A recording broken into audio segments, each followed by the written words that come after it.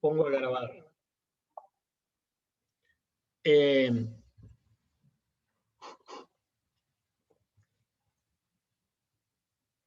Les decía, ¿qué les decía? Es mucho para mí esto de prestar atención a los que entran, a lo que tengo que decir.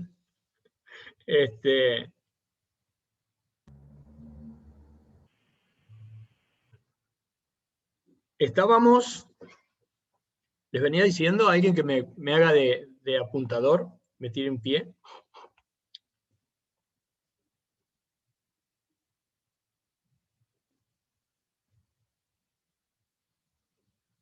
¿El creador de básquet estaba hablando? ¿Estaba hablando? ¿Sí? Se había leído todo lo de que nosotros estimamos de Foucault. Bueno, me parece que no fui muy claro, ni para mí, ¿no? Porque no te escucho, Eliana. Tendrías que abrir el micrófono. No, nada, que estaba justamente diciendo que estábamos hablando de esta contextualización y esta historicidad que tienen las prácticas. Ah, perfecto. Sí, sí. Ahí está. Ahora, gracias. Ahora entró. Y con eso estabas mencionando lo del creador del básquetbol de Smith. Claro, había llegado a Naismith, que yo decía, bueno, el básquetbol probablemente no podría haber sido creado en otro lugar que en Estados Unidos y en otra época que ese fin del siglo XIX.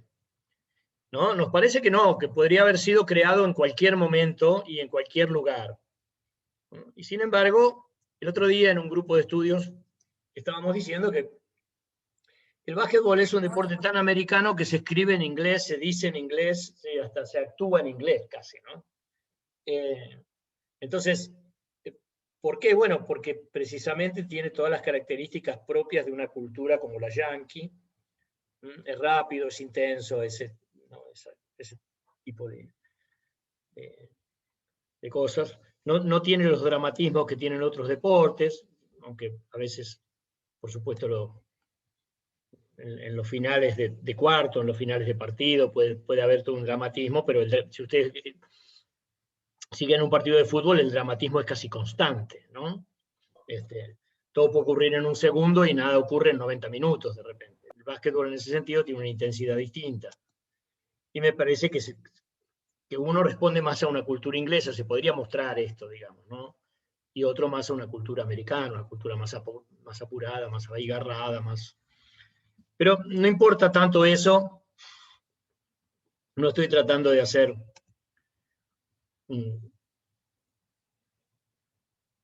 de definir características o relaciones entre cultura y deporte, sino que plantear esto, ¿no? Que difícilmente el básquetbol pudiera haber sido creado en otro momento y en otro lugar que Estados Unidos. De hecho, el voleibol, que tiene características muy similares, fue creado por Morgan en un tiempo muy similar y en el mismo espacio que se creó, es decir, en una escuela de Springfield, Massachusetts, el mismo lugar, por efecto de la Asociación Cristiana de Jóvenes, de los cuales Naismith y Morgan eran profesores y pastores. Bueno, ¿no? Probablemente entonces uno diga, parece que lo hicieron ellos, pero en realidad ellos actuaron una condición de posibilidad que una época y un lugar y una cultura determinada permitían. ¿Qué es esto lo que nosotros queremos poner de manifiesto? Que lo que los hombres hacen, lo que los hombres hacemos, nuestras actuaciones, responden en general a esos conjuntos prácticos que aparecen. De hecho, hoy por hoy es imposible jugar al básquetbol si uno no sabe lo que es el básquetbol o si no está el básquetbol en esa cultura. Y esta determinación de las prácticas sobre los sujetos, esta preexistencia, si ustedes quieren, de las prácticas sobre los sujetos, hace que nuestro concepto de prácticas tenga una condición, si ustedes quieren, opuesta al modo habitual de considerar las prácticas, ¿no? En general, el modo universal, la definición, digamos, más general de práctica suele ser lo que se hace, lo que los sujetos hacen. Yo les decía en la clase anterior que si eso fuera así,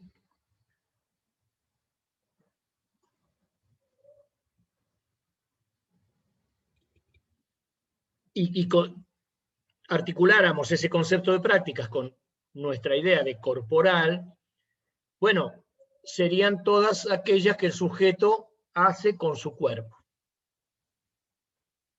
Pero a la dificultad inherente para definir aquello que es cuerpo, que siempre es una cosa muy complicada, aquello que es cuerpo, está a su vez definir, bueno, ¿y qué prácticas el sujeto no haría con su cuerpo? Todas las discusiones acerca de si el ajedrez, por ejemplo, es una práctica corporal, no es una práctica corporal, porque por un lado está aceptada como deporte por la Federación Internacional de Ajedrez y también por el Comité Olímpico Internacional, etcétera, etcétera, resulta que allí el cuerpo no está, pero bueno, sí está, porque finalmente el jugador mueve las piezas y finalmente está sentado y finalmente se tiene que entrenar, ¿no? Pero bueno, en ese sentido, un cierto entrenamiento corporal tienen también los matemáticos, los físicos, los investigadores, cualquiera, para poder sostener las prácticas de investigación. Para leer hace falta una cierta preparación corporal, porque uno no puede estar 7, 8 horas. Piensen que Foucault escribía 7 horas por día. Bueno, algún tipo de condición corporal hay que tener, porque si no uno se cansa ¿no? Los músicos tienen que entrenar. Bueno, entonces el cuerpo de algún modo o de otro está presente, hagamos lo que hagamos. Entonces, bueno, ¿cuándo es corporal, cuándo no es corporal, cuándo una práctica es o no es corporal? Cuando nosotros anteponemos o hacemos anteceder las prácticas a lo que los hombres hacen, cuando condicionamos ese hacer a la existencia en una cultura, en una sociedad, en un momento determinado,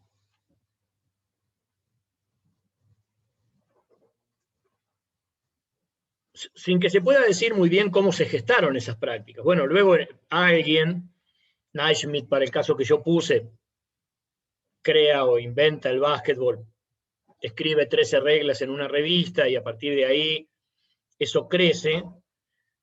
Y entonces, bueno, de repente aparece un deporte que luego tiene una fuerza inusitada a nivel mundial, pero que podría haber sido cualquier otro. Porque lo que cobró fuerza es el fútbol, o lo que cobró fuerza es el rugby, pero los juegos iniciales que dieron forma a esos fueron muy otros. Lo que apareció allí, en 1750 en Inglaterra, estoy ahora poniendo otros ejemplos, fútbol, rugby, golf, fue una forma de practicar, de elaborar juegos. Y por lo tanto, crearon una manera totalmente distinta a los ingleses, sobre formas tradicionales de jugar, como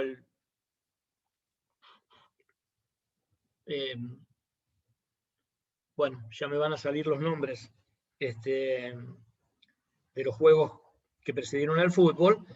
Ellos inventaron una manera que se llamó sport y que tenía como forma de expresión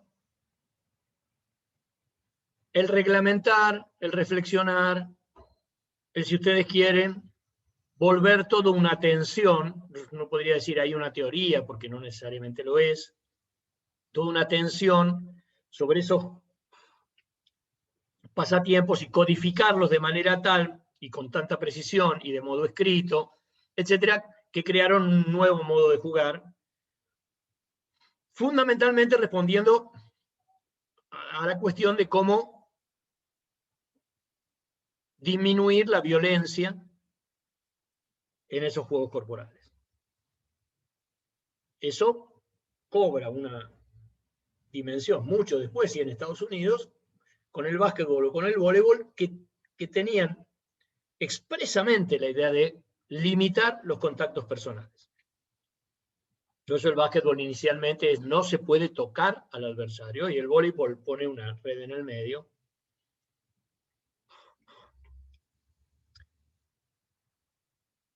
Como ustedes ven, entonces, hay ideas de época, hay prácticas concretas, no podría decir, bueno, las prácticas deportivas que ya van llevando un tiempo largo, casi un siglo de desarrollo, y que llegan entonces a Estados Unidos por la vía de los primeros pobladores, etcétera, y se van transformando en otro tipo de deportes que no eran exactamente los ingleses, y que quizás responden más a la cultura americana, esta cosa más precisa, más, ¿no? El fútbol americano con todos sus detalles, momentos, el béisbol, el básquetbol, el voleibol, son deportes un poco más precisos, si ustedes quieren, se los podría decir así, que el rugby o el fútbol o el hockey. También está la cuestión del clima, y entonces, bueno, buscar deportes para realizar en invierno, en espacios más chicos, bueno, todo eso está, ¿no? Pero lo que hay básicamente es que jugar en ese momento de los Estados Unidos es algo parecido a tener reglas muy codificadas, muy estrictas, a no que los deportes no admitan la violencia en los juegos, etcétera, etcétera, etcétera, ¿no? Esa precedencia, como les decimos, de las prácticas sobre los sujetos, es lo que en definitiva hace sujetos y hace cuerpos. Entonces no son sujetos y cuerpos que hacen prácticas, sino prácticas que hacen sujetos y cuerpos. Por lo que la definición que nosotros planteamos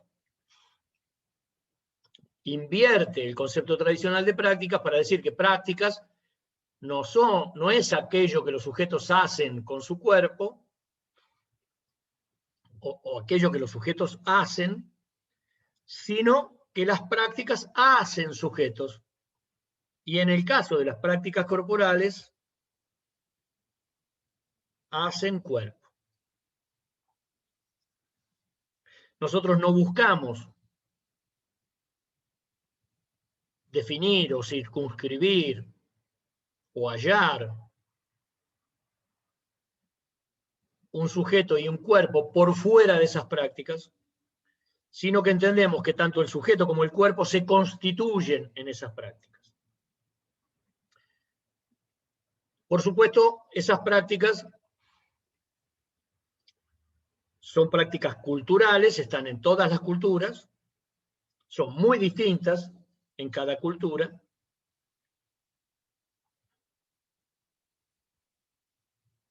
pero están en todas ellas.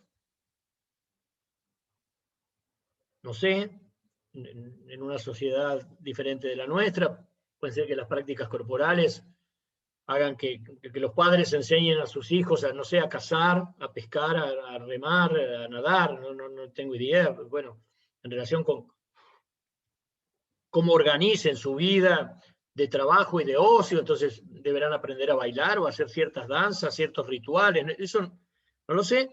En nuestro caso, las prácticas corporales, en el caso de lo que se podría llamar de modo muy general, cultura occidental, y luego esto que solemos llamar la modernidad occidental, e inclusive, si ustedes quieren, la posmodernidad occidental, en la que estaríamos viviendo ahora, según muchos autores, esas prácticas son de corte deportivo, de corte gímnico, de corte lúdico. Uno podría decir que ahora han aparecido nuevos juegos, juegos acrobáticos, juegos con tela, juegos malabares. Bueno, son juegos. Uno puede utilizar esa categoría genérica para decir, bueno, pero son juegos. Hay un modo gímnico de moverse, tiene una tradición en la gimnasia y la gimnástica griegas, etcétera, que es volver esas prácticas sobre el cuerpo y entonces trabajar, lo vamos a ver cuando en la unidad siguiente veamos gimnasia, deporte y juegos como contenidos, para decir, bueno, acá nos ocupamos especialmente de la relación con el cuerpo, ¿no?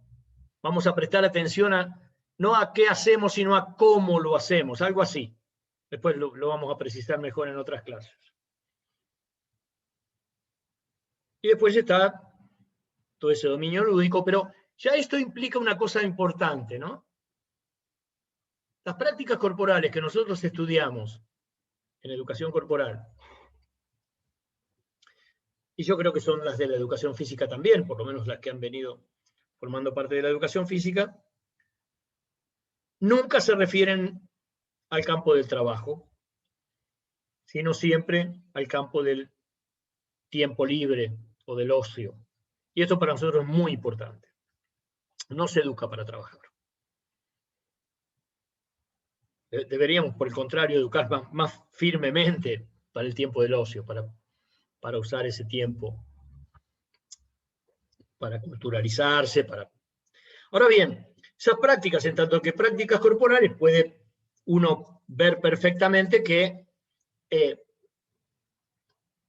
también hay prácticas que no atañen al cuerpo. Ustedes quieren prácticas que intentan concernir, no sé, llamémosle a la mente, al intelecto, al pensamiento. Y esto agrega la dificultad de separar cuerpo de mente, de separar o articular, separar o integrar, separar o unir. Esto se verá en función de las investigaciones, ¿no? Uno dice, bueno, pero claramente, por lo menos Occidente, con mucha claridad, pero creo que también otras culturas, han visto esto de que, bueno, desde las viejas definiciones de alma y cuerpo, a mente y cuerpo, a sujeto y cuerpo,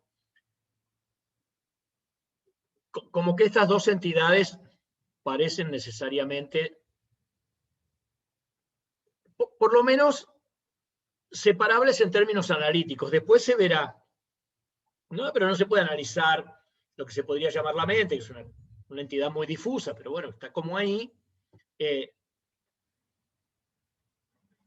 sin remitirnos a esa otra entidad, quizás un poco, o aparentemente, yo diría que aparentemente, más concreta, como podría ser el cuerpo, por lo menos como se lo ha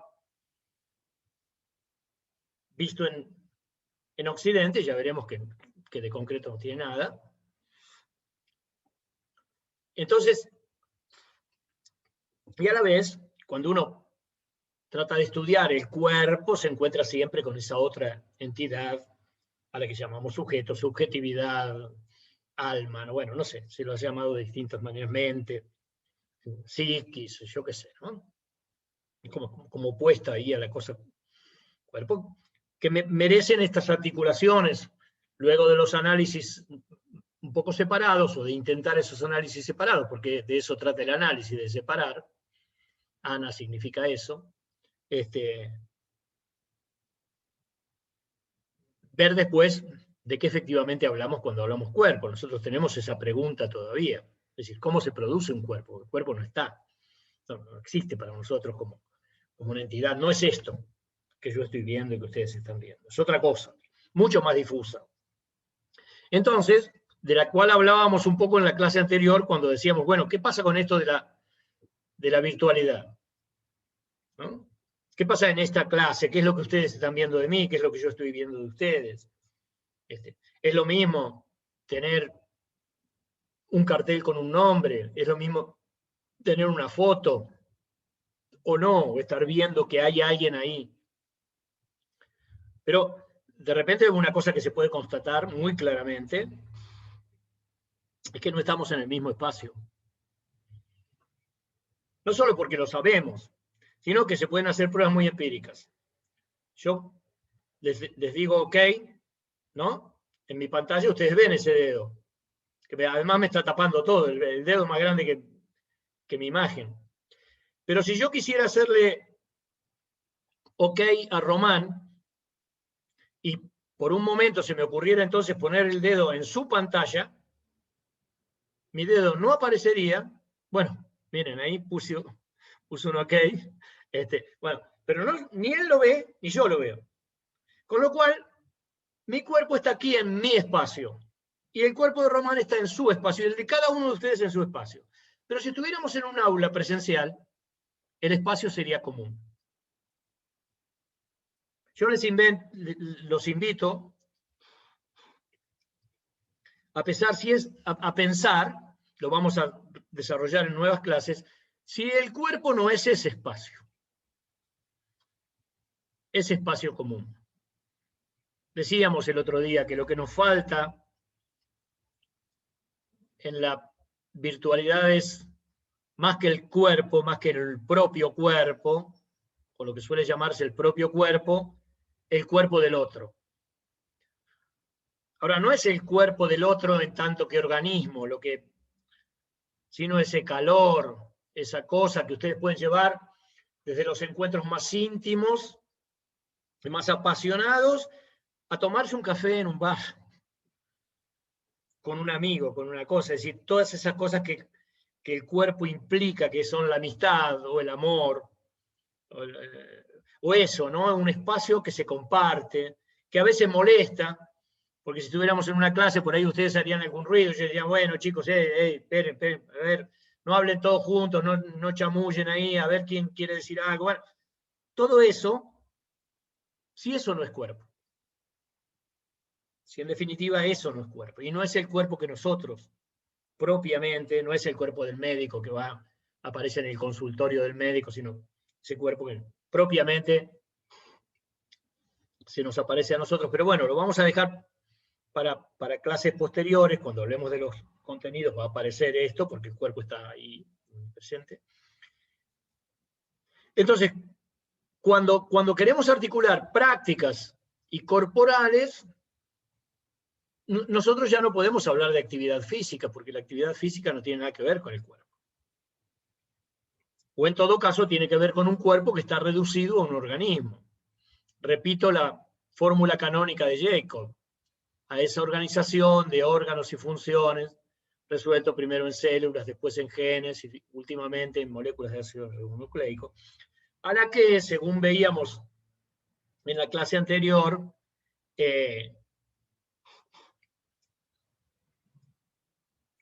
casi todas las ofertas en la virtualidad se refieren. Pero entonces, la educación física responde a la virtualidad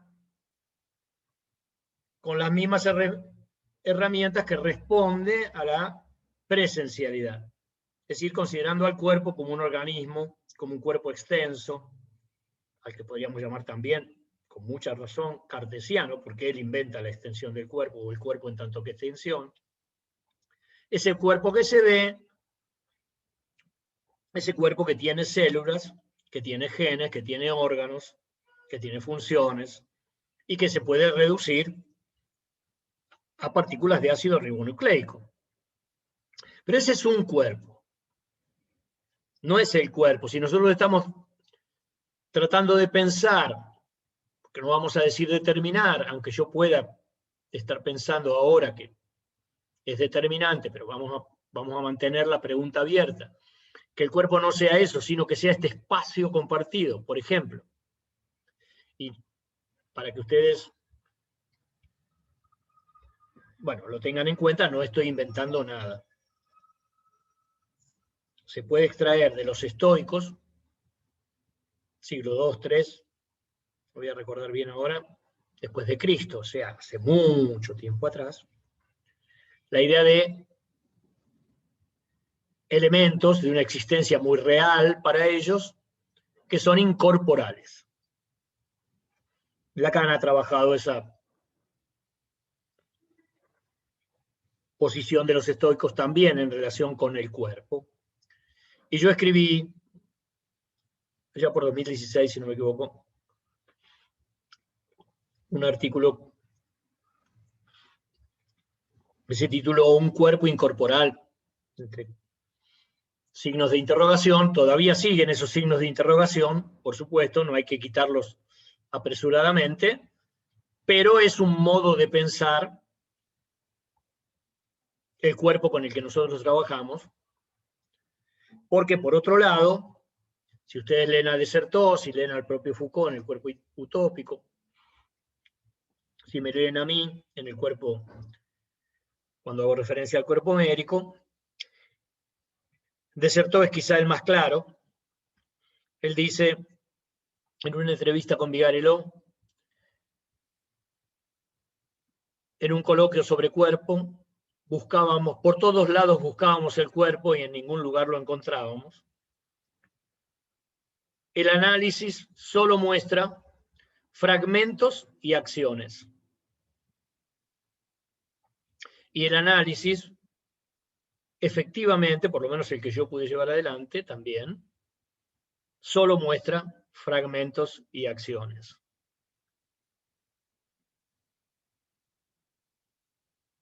Yo les decía, si ustedes no pueden de repente prender la cámara, pero tienen una foto allí, ahí el cuerpo aparece como totalmente unificado, pero claro, no se mueve. No se fragmenta porque no se mueve. Es un poco como Homero definía el soma. El soma para Homero era el cadáver. El cadáver reúne efectivamente toda la unidad. Pero apenas ese cuerpo empieza a actuar, se fragmenta. Eso es lo que se encuentra, ¿no? Es decir, ¿cómo dicen ustedes una acción? Bueno, Micaela corrió. Sí, está bien. Pero ¿cómo corrió? Bueno, como era una carrera de velocidad, ella tomó mucho impulso con las piernas y entonces trataba de alargar el paso y entonces el muslo, y ahí ya tenemos, el muslo quedaba paralelo al piso, mientras que la pierna de ataque, ¿no?, batía hacia adelante para buscar lo más lejos posible el apoyo, y la pierna de apoyo intentaba forzar su elevamiento para entrar en la próxima zancada, y los brazos oscilaban de un modo antero-posterior, y estoy describiendo una acción que se remite al propio cuerpo, digamos, ¿no? Es decir, no estoy tratando de describir una acción en básquetbol, por ejemplo, o en fútbol o en rugby, que ya implica otros cuerpos, compañeros, adversarios, ¿no? Mucho más difícil de... Cuando se apague, si se acaba, bueno, ahí nos concertamos, y si nos concertamos volver, yo creo que no va a hacer falta, pero si nos concertáramos volver, volvemos por el mismo. Pero creo que estoy finalizando ya, y podemos decir que cuando nosotros decimos corporal, no decimos en primer lugar, y esto me gustaría que si están tomando apuntes lo subrayen, es una indicación técnica, no decimos corpóreo.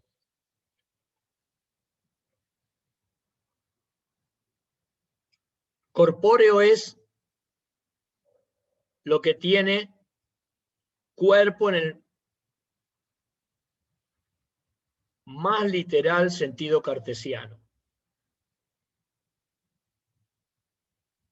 Tiene extensión, tiene 3 dimensiones. En el caso de los seres humanos, además, es biológico. Pero no se diferencia mucho de una heladera. Una heladera también es un cuerpo. En términos cartesianos sí lo es.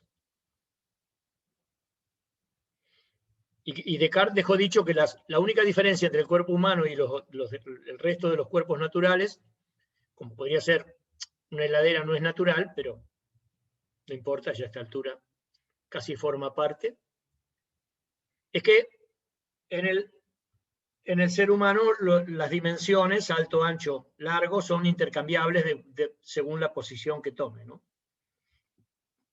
El largo puede estar acostado, si yo estoy acostado, el ancho ocupar como el lugar del alto sería.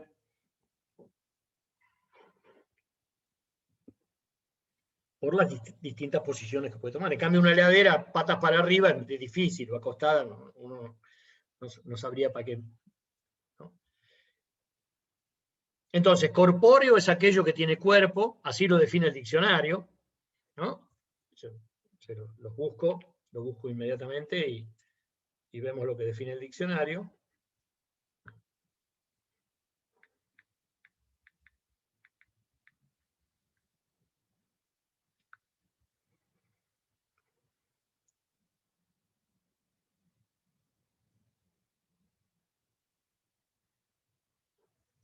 Bueno, ahora no lo voy a encontrar, qué cosa, ¿no? Acá. Diccionario de la lengua española. Que tiene cuerpo o consistencia, eso es importantísimo. Porque por eso el cuerpo de la ciencia moderna, el cuerpo del siglo XVII, de Descartes, ha tenido tanta aceptación, porque tiene consistencia, se lo puede ver. En cambio, corporal significa relativo al cuerpo. Nosotros decimos que se puede definir el cuerpo por sus relaciones, por aquello que de algún modo al construirse lo define y lo condiciona. Entonces es corporal y no corpóreo. Aunque en algunos diccionarios van a encontrar corporal como sinónimo de corpóreo, nosotros hacemos esta distinción que nos parece fundamental, porque no definimos al cuerpo humano por su extensión. El cuerpo humano para nosotros, esto lo vamos a seguir viendo, no es tridimensional. Porque en tanto lo definimos por sus acciones, las acciones no tienen una extensión tridimensional. Uno puede decir que un lanzamiento al cesto, como tal acción, sea tridimensional o tenga 3 dimensiones. Ustedes me pueden decir, bueno, pero el cuerpo que efectúa el lanzamiento, sí, pero para nosotros el cuerpo en ese punto es el lanzamiento y no el cuerpo que efectúa el lanzamiento. No el cuerpo en tanto que corpóreo que efectúa una acción incorpórea, sino que es esta acción propiamente dicha. Porque además, ¿qué cosa nosotros miramos, vemos, insistimos?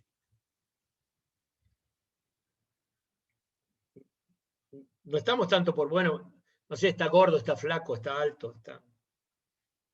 Eso puede ser para la educación física tradicional. Y por otro lado, bueno, está gordo, está flaco, ponele que uno... Pero si está bajo, si es petizo, ¿qué le va a hacer? ¿Lo va a estirar? ¿Lo va a poner en un potro de tormento? Se tira, a ver. Eso por un lado. Por otro, ¿qué define un cuerpo para nosotros? Por ejemplo, un cuerpo de jugador de básquetbol. Uno podría decir la altura, podría decir la potencia, podría decir esto, no. Está muy claro, si uno observa todo esto, que es el saber. Hoy que está de moda Campazo, yo lo traigo mucho, aparte porque me tiene seducido ese pibe. ¿Es alto o no es alto? ¿Es muy potente, muy atlético? No, para nada. Sin embargo, se puso la NBA en el bolsillo en 6 meses. ¿No? Entonces, ¿y con qué? Con que sabe jugar al básquetbol. Y si para colmo su ladero y compañero con el cual casi forma cuerpo es Jokic, ¿no? Que tampoco es rápido, tampoco es atlético, tampoco es nada, pero va para MVP de la temporada. Entonces, lo que define para nosotros el cuerpo son las acciones del cuerpo y ese saber actuar en una determinada práctica. Y para la gimnasia sería saber actuar de modo general, porque esa es la competencia de la gimnasia. Pero bueno, eso es lo que vamos a ver en la próxima clase, cuando empecemos a tratar separadamente estas prácticas corporales que nosotros decimos que son objeto de estudio y objeto de enseñanza. O sea, que es aquello que nosotros tenemos que analizar mucho, estudiar mucho, profundizar mucho, y es a la vez aquello que nosotros tenemos que transmitir, y no se puede transmitir la corporeidad, no hay modo de transmitir la corporeidad, porque la corporeidad solo podría desarrollarse, que es lo que la educación física finalmente trata de hacer. Se puede activar, se puede desarrollar, se pueden trabajar algunas capacidades biológicas como la resistencia, la fuerza, la flexibilidad, etcétera, etcétera, pero no se puede transmitir en términos de contenidos de una cultura porque no forma parte eso de la cultura. ¿Y qué forma parte de la cultura? Bueno, aquellos saberes que pueden ser determinados para una época y una sociedad determinada, concreta, como saberes que se desea que las nuevas generaciones dominen. Y eso, en todo caso, no puede ser nunca la resistencia aeróbica, sino que podrían ser los métodos de entrenamiento para entrenar la resistencia aeróbica. Eso es lo que se puede transmitir en tanto que saber cultural. Pero también, entonces, con esto cierro, para el caso de un deporte, voy a hablar del básquetbol porque es el que mejor domino, pero se puede decir para todos los deportes, para todos los juegos inclusive, lo que nosotros debiéramos poder transmitir, poder enseñar, es la lógica de ese juego, de ese deporte, y actuarla. Y eso se puede transmitir porque eso es un contenido de la cultura. Uno sabe cómo actuar la lógica del básquetbol, porque se ha estudiado mucho eso, y se puede transmitir.